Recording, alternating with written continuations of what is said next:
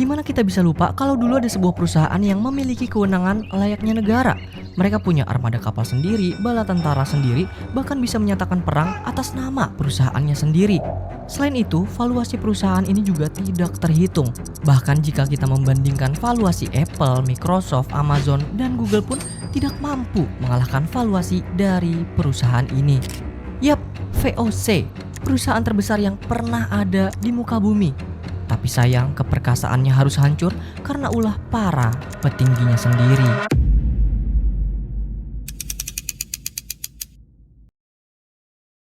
Untuk memahami bagaimana perusahaan raksasa ini bisa hancur, kita harus mundur ke masa sebelum raksasa ini lahir. Sebelum VOC ada, para pedagang Belanda sebenarnya saling berkompetisi. Mereka berlomba-lomba mengirim kapal ke Asia demi satu komoditas emas, yaitu rempah-rempah. Dalam catatan sejarah, antara tahun 1595 sampai 1601 saja, ada 15 ekspedisi dengan total 65 kapal yang dikirim dari Republik Belanda ke Asia Timur. Semua-muanya digerakkan oleh perusahaan-perusahaan kecil. Akibatnya, mereka malah saling sikut satu sama lain. Di Asia, harga beli rempah melonjak naik karena terlalu banyak pembeli dari Belanda yang saling tawar-menawar. Sementara di Eropa, harga jualnya justru anjlok karena pasar kebanjiran barang. Alhasil, margin keuntungan mereka hancur bahkan sebelum sempat dinikmati. Pemerintah Belanda sadar ini merupakan masalah serius. Apalagi di saat yang sama mereka sedang terlibat perang 80 tahun melawan dua kekuatan besar dunia, Spanyol dan Portugal, yang sudah lebih dulu mencengkram jalur perdagangan laut. Bagi Belanda, solusi satu-satunya adalah gabungkan semua kekuatan dan stop saling melemahkan. Maka pada 20 Maret 1602, Parlemen Belanda atau Staten General mengambil langkah tegas. Mereka mengesahkan penggabungan paksa 6 perusahaan dagang dari kota-kota pelabuhan utama, Amsterdam, Middelburg, Hoorn, Enkhuizen, Delft, dan Rotterdam menjadi satu entitas tunggal yang masif. Dari sinilah lahir sebuah nama Verenigde Oostindische Compagnie atau yang kita kenal sebagai VOC. Tapi mengoperasikan perusahaan sebesar ini kan butuh modal yang sangat besar ya. Dan disinilah VOC melakukan sebuah gebrakan yang belum pernah dilakukan siapapun sebelumnya di dunia, yaitu mereka membuka kepemilikan saham ke publik. Bukan hanya untuk para pedagang kaya, tapi siapapun bisa beli. Pembantu rumah tangga, imigran, sampai warga biasa semua bisa menanam modal. Ini adalah IPO pertama dalam sejarah peradaban manusia. Hasilnya pun luar biasa.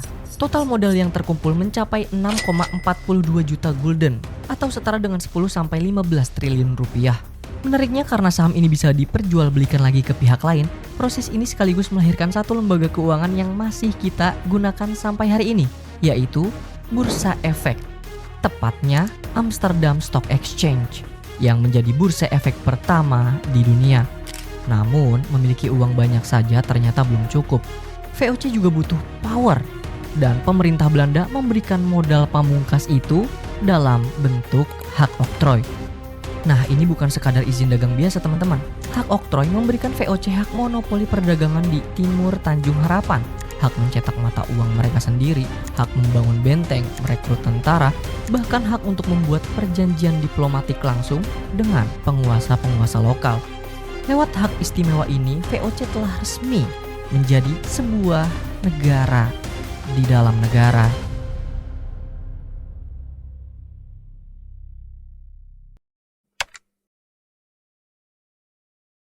Dengan modal besar dan kewenangan absolut itu, VOC bergerak dengan sangat cepat.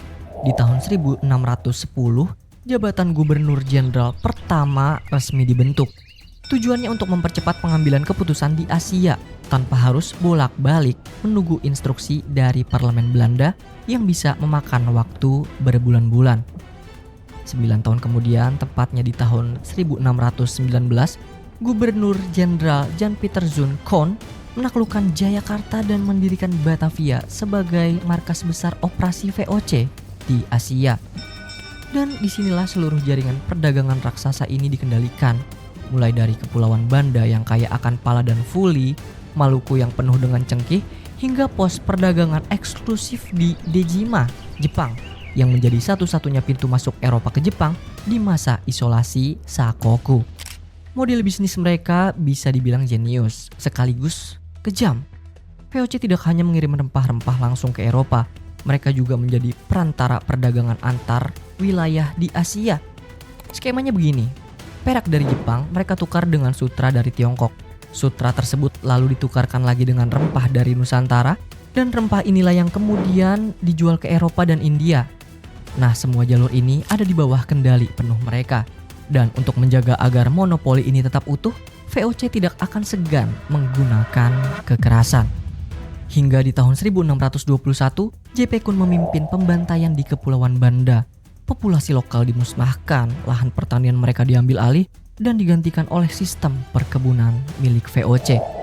Di wilayah laut mereka mengerahkan patroli Hongi, sebuah armada perahu bersenjata yang menyisir perairan Maluku hanya untuk menghancurkan pohon rempah yang ditanam di luar pengawasan VOC, sekaligus menyingkirkan siapapun yang berani berdagang di luar sistem mereka. Terus gimana dengan pesaing dari Arab, Tiongkok, atau kongsi dagang Eropa lainnya? Ya, semua disingkirkan dengan kekuatan militer. Dan hasil dari semua kebrutalan ini, pada pertengahan abad ke-17, VOC berhasil berada di puncak kejayaannya. Mereka mengoperasikan sekitar 1.500 kapal dagang dan memiliki kekuatan 40.000 tentara. Bahkan dividen atau keuntungan yang dibayarkan ke pemegang sahamnya menyentuh angka fantastis 40% per tahun. Nilai korporasi mereka kalau dikonversi ke standar modern ditaksir oleh para ekonom sebagai salah satu yang tertinggi dalam sejarah ekonomi dunia.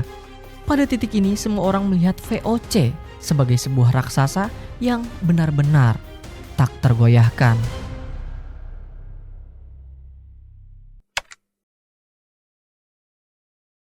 Tapi tepat di balik semua kemegahan itu ada sebuah kanker yang tumbuh dan perlahan menggerogoti mereka dari dalam. Pertama, korupsi yang merajalela. Jadi gaji resmi pegawai VOC itu sebenarnya sangat rendah. Seorang prajurit atau klasi hanya dibayar sekitar 9-14 gulden per bulan. Di abad ke-18 angka tersebut jauh dari kata cukup untuk hidup layak di Batavia. Hasilnya, hampir semua orang akhirnya bermain curang, mulai dari level gubernur jenderal sampai klasi paling bawah. Perdagangan gelap pribadi atau morshandel merajalela dan suap menjadi bahasa sehari-hari di setiap lini organisasi. Saking parahnya singkatan VOC sendiri akhirnya dipelesetkan oleh masyarakat menjadi Vergaan onder korupsi, yang artinya hancur karena korupsi. Kedua, sistem pembukuan yang kacau dan manipulatif. Agar citra perusahaan tetap terlihat gemilang di mata publik, VOC terus-menerus membayar dividen yang tinggi kepada para pemegang sahamnya. Masalahnya, sebagian besar pembayaran itu ternyata dibiayai dari pinjaman baru, bukan dari keuntungan real perusahaan. Ini semacam skema Ponzi informal. Parahnya lagi, pembukuan di Batavia tidak pernah sinkron dengan pembukuan di Amsterdam. Akibatnya, besaran utang real perusahaan baru terdeteksi secara penuh ketika semuanya sudah terlambat. Ketiga, selera pasar dunia mulai bergeser. Konsumen di Eropa perlahan beralih dari yang sebelumnya rempah-rempah menjadi teh, kopi, dan juga tekstil katun.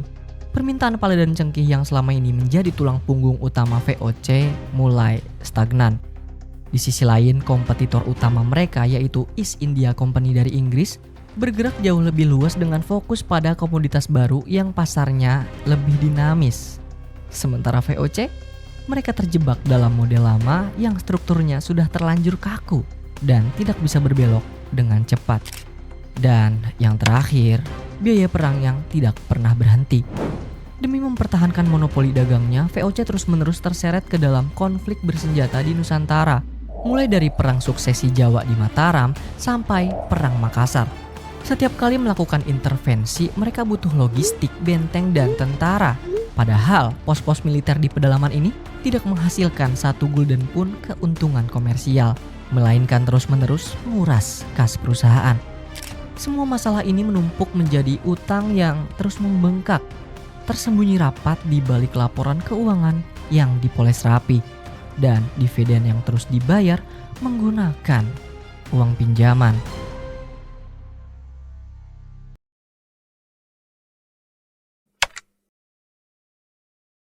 Menghadapi situasi pelik ini, VOC mencoba menyelamatkan diri.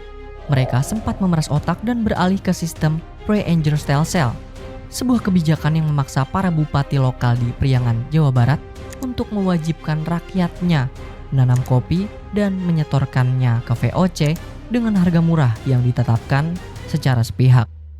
Strategi ini sempat berhasil memang, bahkan kopi Jawa mendominasi pasar Eropa. Bahkan kata Java menjadi sinonim untuk kopi di dunia barat. Tapi sayang, ini hanya menunda waktu, bukan menyelamatkan mereka. Kemudian di tahun 1754, Gubernur Jenderal Jacob Mosel sampai menertibkan peraturan ketat untuk membatasi gaya hidup mewah para pejabat VOC sebagai sinyal gerakan anti korupsi. Hasilnya, gagal total dalam pelaksanaan di lapangan. Hingga pukulan telak terakhir datang dari luar.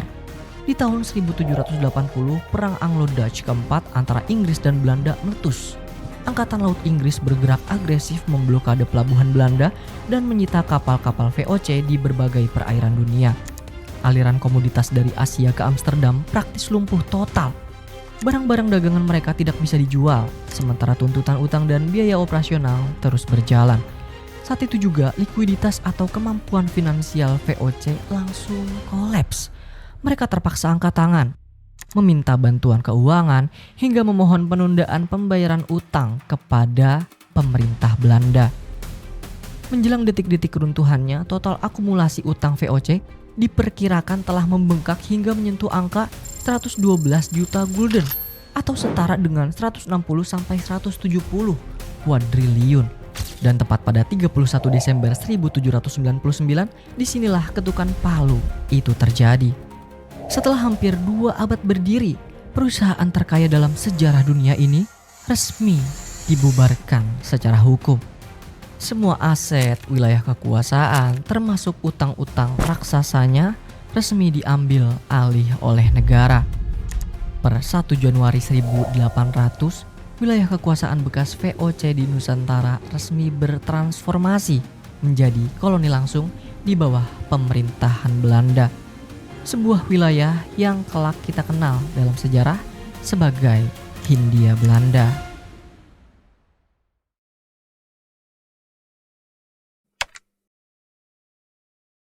Warisan mereka tidak hanya berupa bangunan tua atau catatan sejarah. Banyak konsep yang mereka pelopori masih hidup hingga hari ini. Mulai dari perdagangan saham, perusahaan multinasional, hingga sistem pasar modern yang kini menjadi bagian dari ekonomi global.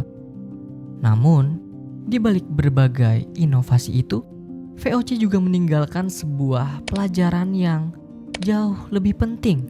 Sejarah mencatat bahwa perusahaan terbesar di dunia ini tidak runtuh karena kalah perang. Pun mereka tidak bangkrut karena kehabisan peluang bisnis.